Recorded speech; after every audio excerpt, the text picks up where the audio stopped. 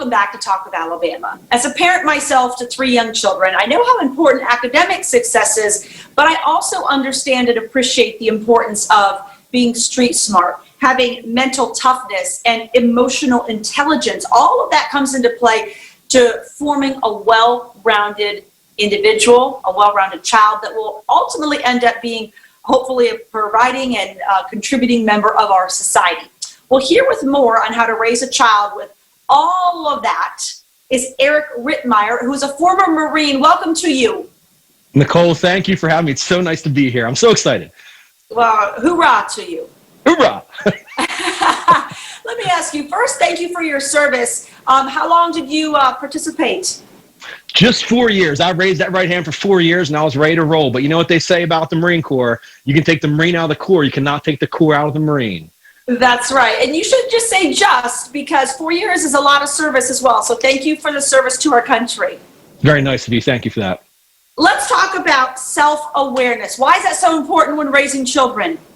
Because it's so lacking, Nicole. This is the issue. We get no training on emotional intelligence. You and I went through school, right? We memorize, regurgitate. Then we get thrown out into the workforce and somebody says something we don't like. We react to it, which is going to be emotion-based as opposed to responding. And when we react, we say things and do things that we probably are going to regret because we don't have a way to express those feelings in a way other than getting angry and getting mean and saying really nasty things.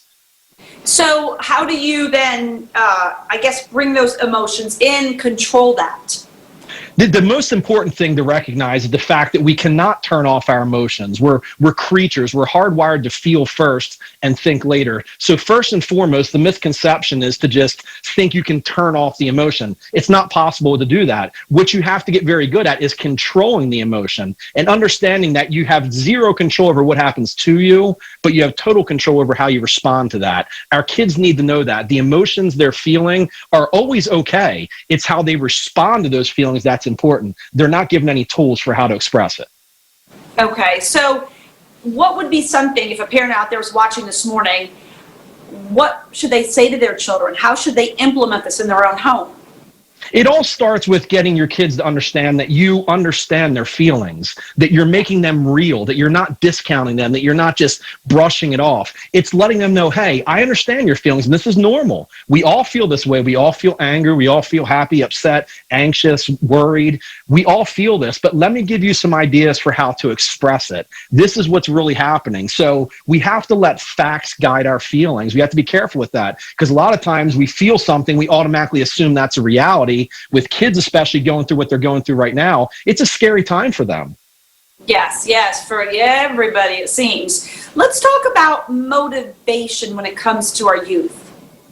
Yeah, we go to work every day, Nicole, and there's a very small portion of the population, I think, that really wakes up and goes to work to do something they really love to do, something that really drives them. So for our kids, it's about really getting them to hone in on things that they love, that makes them feel good, to get them to understand that, hey, you go to work to provide a living, to support your family, but you can also love what you do as well. Let's hone in on something that benefits us for more than just monetary reasons, things that really makes us feel good internally. Teach them that it's all about helping others, loving your neighbor, very simple things that they just don't get any training on. You mentioned teaching them about loving others and helping neighbors. Part of that really plays into empathy, right? Teaching kids about empathy and what that means. Empathy is such a huge part of this, Nicole, and it's so lacking right now. We become the society that's more about social media than social interaction. How many videos do you see of kids videoing other kids getting beat up or getting bullied? It's a total lack of empathy. It's a problem. It's an issue because our kids have become systematically desensitized, meaning that we live in this era right now. Everything's on television. Everything's pie in the sky. And when you witness something enough, this is Marine Corps training, when you witness something enough, you desensitize your brain to it, so it becomes normal. So violence, especially aggression, anger, they see so much of it, they become desensitized. So it's not that big of a deal when they witness a fight or they see somebody getting picked on. Empathy is a huge piece of it. Well, social skills too. My kids don't have any phones. They're 5 and 8 and 11, and they keep asking me for a phone, and I'm refusing to buy them one. I said, no, I'm not giving you a phone because I want you to learn basic communication skills. Like, you've got to learn how to write a thank you note. You've got to learn how to look people in the eye and have a conversation. is it harder now these days parenting because everybody's just relying on text and emails to communicate, especially now with people working remotely, and we're lacking that like face-to-face communication skills for our younger generations? We absolutely are, Nicole. It's the whole thing behind my book when I wrote my book last year, not knowing this is all going to come down. It's just all mental toughness tips for getting people to like you instantly. And these are basic skills that we've totally missed out on because we have no opportunity to practice them, especially when it comes to parenting. What do we want to do? We want to shelter our kids from pain. We want to shelter them from being upset or being worried or being let down. It's a normal thing for parents to feel that way. But if we don't let them experience it and figure out mechanisms for handling it when they're young, that translates into bad things down the road when they're older. And what happens when they do something wrong when they're older translates into getting fired or going to jail, as opposed to just getting a slap on the wrist as a kid. Yes, absolutely so true. I grew up in a very middle-class family in Ohio and, got my first job at 12 years old and put myself through college. And the thing is, my kids always say, and I know you've got kids too, Eric, they'll say, but Mom, that's not fair. And my favorite line that I say to them all the time is, life isn't fair. Like, the sooner you realize that, the better off you will be. It is not fair, And so the other day, my 5-year-old said that to my 8-year-old, like, life is not fair. And I was like, oh, they're learning something. They're taking it in. But it's important, right, that we let our kids know that it's not always going to work out like a fairy book or a fairy tale.